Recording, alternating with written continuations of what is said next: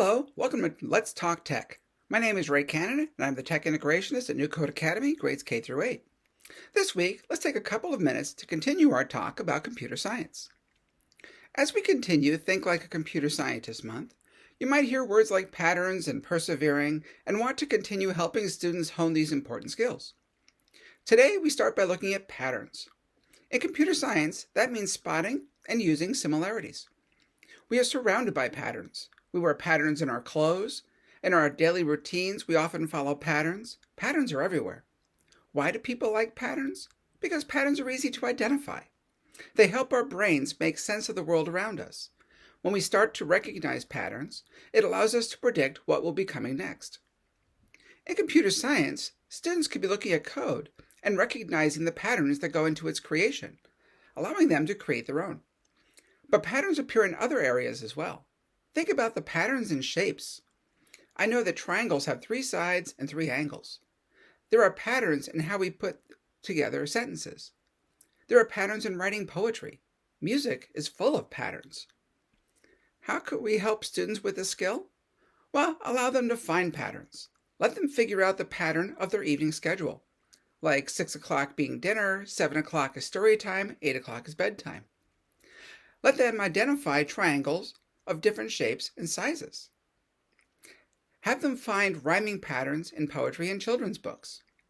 Then, of course, question why these patterns exist. Let them explore the patterns and create within the patterns. Our next subject is a little trickier, persevering. It is very difficult for children to learn how to persevere or not give up. Giving up is easy. If I give up, someone will jump in and do it for me. Unfortunately, when they grow up, there won't always be someone behind them to do it when they do give up. So let's start teaching them how to persevere while they're young. Let them experience the great feeling they get when they don't give up and finally complete the hard task.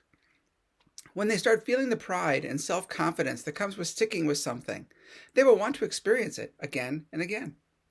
So how do we teach this? Celebrate children for who they are. When they feel like, I'm bad at math, or I can't read as fast as somebody else, they often feel like they can't, and then they don't. But when you focus on their strengths and celebrate them, they see that everyone has things they're good at and things they struggle with. That it's okay to not be the best at everything, but it is more important to keep trying. Start with small tasks, praise them along the way for their successes, show them how to plan ahead so they don't feel rushed at the end. Point out how far they've come. Sometimes they don't realize the major gains they've made. If at first you don't succeed, try again. Next week, we'll explore more computer science skills. If you have questions about our computer science program at New Code Academy, you can always contact me at rcannon@isd271.org, or you can message me through Seesaw. Just look for Ray Cannon. Thank you for watching, and we'll see you next week.